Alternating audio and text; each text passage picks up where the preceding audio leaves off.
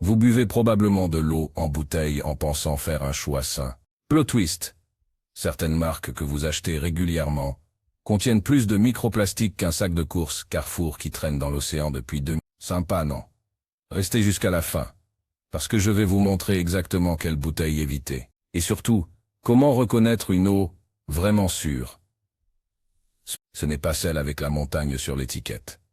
Commençons par un petit reality check. Les Français boivent en moyenne 145 litres d'eau en bouteille par an. C'est à peu près 290 bouteilles par personne. On est les champions d'Europe de la consommation d'eau embouteillée, juste derrière les Italiens. Mais voilà le truc qu'on ne vous dit pas. Une étude de 2018 menée par l'Université d'État de New York a testé 259 bouteilles de 11 marques différentes vendues dans 9 pays. Le résultat, 11% contenait des microplastiques. Oui, vous avez bien entendu. 93%. On parle de particules de plastique, plus petites qu'un grain de riz qui se balade joyeusement dans votre eau, soi-disant pure. En moyenne, ils ont trouvé 325 particules de plastique par litre. C'est comme si vous mangiez une carte de crédit par semaine. Bon appétit. Mais attendez, ça devient encore plus croustillant. Toutes les eaux ne sont pas égales face à cette contamination. Certaines marques en ont beaucoup plus que d'autres. Et devinez quoi? Ce ne sont pas forcément les marques discount qui sont les pires. Parfois c'est votre eau premium, à 3 € la bouteille, qui contient le plus de saleté. Alors première marque à éviter. Aquafina de PepsiCo. Je sais. Vous pensez que c'est une eau de source pure des montagnes ou je ne sais quoi. Faux. Aquafina, c'est littéralement de l'eau du robinet filtrée. PepsiCo a même été obligé de l'admettre en 2007 après un scandale. Ils ont dû changer leurs étiquettes pour inclure les lettres PWS, qui signifie Public Water Source. Traduction, eau du robinet. Vous payez 1,50 € pour de l'eau du robinet dans une bouteille en plastique. Bravo le business model. Et ce n'est pas juste une question de principe. Une analyse de 2019 a révélé qu'Aquafina contenait en moyenne 318 particules de microplastique par litre. C'est presque le double de certaines eaux de source véritables. Pourquoi? Parce que le processus de filtration et d'embouteillage lui-même introduit du plastique. Ironique, non? Deuxième sur la liste, Dasani de Coca-Cola. Même combat. Eau du robinet, processus industriel, et un petit bonus. Coca-Cola a dû retirer Dasani du marché britannique, parce qu'ils avaient trouvé des niveaux illégaux de bromate, un cancérigène potentiel. Comment c'est arrivé là? Coca-Cola ajoutait du calcium à l'eau du robinet pour améliorer le goût, et le processus de désinfection a créé du bromate. Oups, la marque n'a jamais vraiment redémarré au Royaume-Uni après ça, mais elle se vend toujours très bien aux États-Unis et dans d'autres pays. Allez comprendre. Troisième marque, et celle-ci va vous surprendre, Nestlé Pure Life. La plus grande marque d'eau en bouteille au monde. Vous la voyez partout. Dans tous les supermarchés, tous les distributeurs automatiques, toutes les salles de sport. Le problème? Nestlé a été impliqué dans tellement de scandales liés à l'eau que je pourrais faire une série Netflix dessus. En Californie, pendant la pire sécheresse de l'histoire de l'État, Nestlé pompait des millions de litres d'eau de source naturelle, avec un permis qui avait expiré en 1900. Vous avez bien lu, 1900. En 2015, il pompait encore 27 millions de litres par an dans la San Bernardino National Forest. Les habitants mouraient de soif. Et Nestlé vendait leur eau à 2 $ la bouteille. Et ce n'est pas juste un problème américain. Nestlé Pure Life est accusé d'assécher les nappes phréatiques locales, forçant les communautés à acheter leur propre eau en bouteille. C'est le colonialisme version 21e siècle. On prend votre eau gratuite, on la met dans une bouteille, et on vous la revend. Génial. Parlons maintenant d'un truc que personne ne veut aborder, les phtalates. Ces petits salauds sont des produits chimiques utilisés pour rendre le plastique flexible. Ils se retrouvent dans l'eau en bouteille, surtout quand les bouteilles sont exposées à la chaleur ou à la lumière du soleil. Vous savez, comme dans le coffre de votre voiture en plein été, ou sur la palette au soleil devant le Leclerc.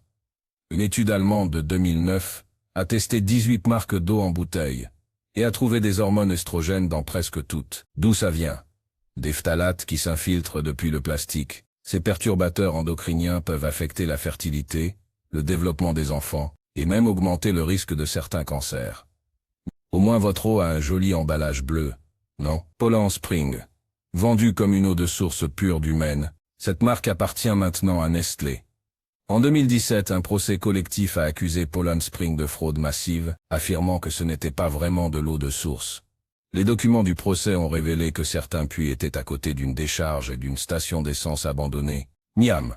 Le procès a finalement été réglé, mais Poland Spring n'a jamais vraiment expliqué d'où venait exactement leur eau. Pratique. 5e. Fiji Water. Ah, Fiji. L'eau pour les gens qui veulent montrer qu'ils ont trop d'argent. Cette eau vient d'une île paradisiaque du Pacifique Sud, et elle coûte environ 4 € la bouteille. Le marketing est génial. Eau pure, préservée de la pollution moderne, touchée par aucune main humaine, jusqu'à ce que vous ouvriez la bouteille. Plus de 40% de la population locale n'a pas d'eau courante propre, pendant que Fiji Water exporte des millions de litres vers l'Occident. Et cerise sur le gâteau, en 2006, une étude a trouvé qu'une bouteille de Fiji Water a une empreinte carbone plus élevée qu'une bouteille d'eau locale à cause du transport. Elle voyage 16 000 km pour arriver dans votre frigo. C'est presque la moitié du tour de la Terre. Pour de l'eau. 6e marque. Evian. Je sais, ça fait mal. Evian, c'est la Rolls-Royce de l'eau en bouteille. Chic, français, vendu dans le monde entier. Mais voilà le truc. En 2013, des tests ont révélé la présence de résidus de pesticides dans certaines bouteilles d'Evian. Pas énorme, mais quand même détectable. Comment des pesticides se retrouvent dans une eau de source alpine? Simple. Le ruissellement agricole. L'eau de pluie transporte les pesticides des champs jusqu'aux nappes phréatiques, même dans les Alpes. Et puis il y a le problème du plastique. Evian utilise du PET, le polyéthylène terephthalate, comme presque toutes les marques. Ce plastique est techniquement recyclable, mais devinez combien de bouteilles en plastique sont vraiment recyclées en France. Le reste finit dans la nature, dans les océans ou dans les incinérateurs. Evian a promis de passer à 100% de plastique recyclé d'ici 2000. On verra. 7e. Volvic. Encore une marque française iconique. L'eau des volcans d'Auvergne. Le volcan sur l'étiquette est super rassurant. Volvic a été épinglé pour des niveaux élevés de nitrates dans certaines bouteilles. Les nitrates, ça vient principalement de l'agriculture intensive. Engrais, lisier, tout ça. En concentration élevée, les nitrates peuvent être dangereux, surtout pour les nourrissons. Ils peuvent causer la méthémoglobinémie ou le syndrome du bébé bleu. Pas exactement ce que vous voulez pour votre enfant. 8e marque, cristalline. La moins chère du supermarché. Vous pensez que c'est une seule eau, n'est-ce pas? Faux. Cristalline, c'est en fait plus de 20 sources différentes à travers la France. Ce qui veut dire que la composition minérale change complètement selon la bouteille que vous achetez. Une bouteille achetée à Lille n'a rien à voir avec une bouteille achetée à Marseille. C'est un peu comme Tinder. Vous ne savez jamais vraiment ce que vous allez avoir. Certaines sources ont eu des problèmes de contamination bactérienne dans le passé. Rien de mortel, mais assez pour que l'Agence régionale de santé impose des mesures correctives. Pour une eau à 20 centimes la bouteille, on ne peut pas vraiment s'attendre à des miracles. 9e. Vittel. Appartenant aussi à Nestlé, Vittel a un gros problème. La source est en train de s'épuiser. Nestlé pompe tellement d'eau à Vittel que les niveaux de la nappe phréatique ont chuté drastiquement. En 2018, l'État français a dû intervenir et limiter le pompage. Mais Nestlé a un permis d'exploitation jusqu'en 2035. Alors il continue. Le maire de Vittel a même dit que si ça continue, la ville pourrait manquer d'eau potable dans les années à venir. Pendant ce temps, Nestlé vend votre eau dans le monde entier. 10e marque. Ice Mountain. Encore Nestlé, je sais, mais il possède vraiment beaucoup de marques. Ice Mountain est commercialisé comme une eau de source pure du Michigan. Le problème. En 2016, Nestlé a demandé l'autorisation d'augmenter le pompage dans une source près de la ville de Flint. Vous savez Flint, la ville qui n'avait pas d'eau potable, à cause de la contamination au plomb. Les habitants buvaient de l'eau empoisonnée, et Nestlé voulait pomper encore plus d'eau à côté pour la vendre. La demande a finalement été approuvée, malgré 80 000 commentaires publics contre. Démocratie. 11e. Contrex. L'eau pour maigrir, selon la pub. Riche en magnésium, censé aider à la digestion et à l'élimination. Le marketing est génial, ciblant les femmes qui veulent perdre du poids. Mais voilà le hic. Contrex est tellement riche en minéraux qu'elle a un goût bizarre, genre vraiment bizarre. Et surtout, cette concentration élevée en minéraux peut causer des problèmes digestifs si vous en buvez trop. Diarrhée, ballonnement, crampes, exactement ce que vous voulez quand vous essayez de vous sentir mieux dans votre peau. 12e. San Pellegrino. L'eau pétillante italienne chic que tout le monde commande au restaurant. Elle vient des sources thermales près de Bergame. Mais San Pellegrino n'est pas naturellement pétillante. Le CO2 est ajouté artificiellement, ce qui n'est pas un problème en soi. Mais beaucoup de gens pensent que les bulles sont naturelles.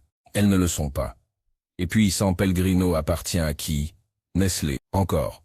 Il possède littéralement la moitié du marché mondial de l'eau en bouteille. 13e marque. Perrier. Iconique française. Avec ses petites bulles fines. En 1990, Perrier a dû retirer 160 millions de bouteilles du marché mondial parce qu'elles contenaient du benzène, un cancérigène. L'entreprise a d'abord nié, puis admis, puis a dit que c'était un incident isolé. L'incident a presque détruit la marque. Elle a été rachetée par qui? Vous l'avez deviné, Nestlé. Aujourd'hui, Perrier est de retour sur le marché, mais la confiance n'est jamais vraiment revenue. 14e, épars. L'eau qui vous fait aller aux toilettes. Sérieusement, c'est presque un laxatif naturel, à cause de sa teneur ultra élevée en magnésium, 19 mg par litre. C'est presque 4 fois plus que la plupart des autres eaux. Pour certaines personnes constipées, c'est génial. Pour tout le monde d'autre, c'est une mauvaise idée. Surtout si vous avez des problèmes rénaux. Trop de magnésium peut causer de l'hypermagnésémie, qui peut être dangereuse. 15e et dernière, Smart Water de Coca-Cola. Encore une eau du robinet filtrée, mais cette fois avec des électrolytes ajoutés. Le marketing suggère que c'est une eau pour les gens intelligents, d'où le nom. Mais voilà la vérité. Les électrolytes ajoutés ne font pratiquement rien pour vous hydrater mieux qu'une eau normale. C'est du marketing pur. Et comme toutes les eaux de Coca-Cola, elle vient du robinet municipal. Vous payez 2 € pour de l'eau du robinet avec 3 grains de sel ajoutés. Smart Water.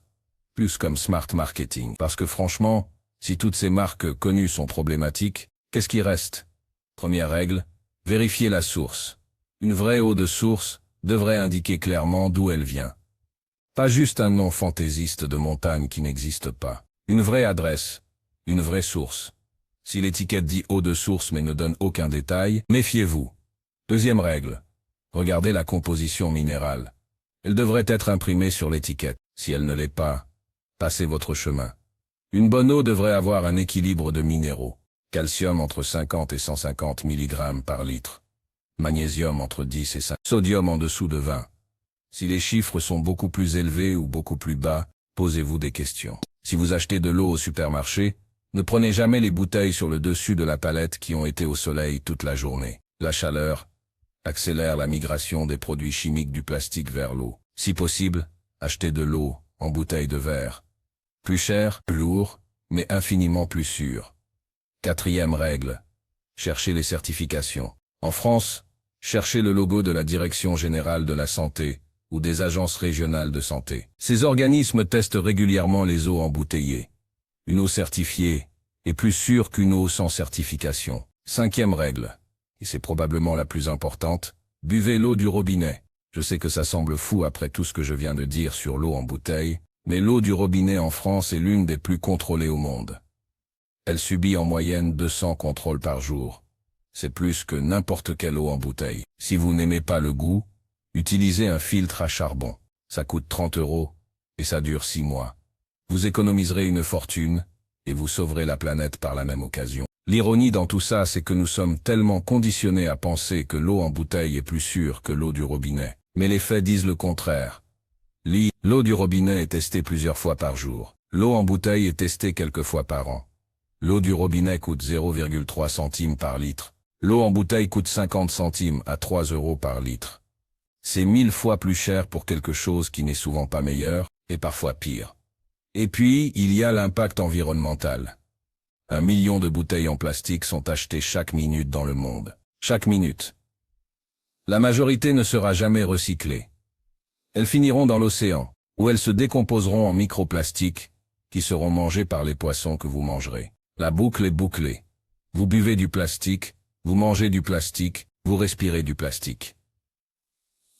Bienvenue dans l'Anthropocène. Donc voilà. 15 marques d'eau à éviter, et surtout, comment faire les bons choix. L'eau, c'est la vie. Mais l'industrie de l'eau en bouteille a transformé cette nécessité en machine à cash. Ils pompent notre eau, la mettent dans du plastique. et nous la revendent 1000 fois plus cher. Et on continue d'acheter, parce qu'on pense que c'est plus sûr, plus pur, plus sain. Mais la plupart du temps, ce n'est qu'une illusion marketing enveloppée dans du polyéthylène terephthalate. Alors la prochaine fois que vous tendez la main vers une bouteille d'eau au supermarché, posez-vous la question. En ai-je vraiment besoin? D'où vient cette eau? Qui s'enrichit pendant que je paie? Et surtout, est-ce que je ne ferais pas mieux d'investir dans une bonne gourde réutilisable et de remplir ça au robinet? Votre portefeuille vous remerciera.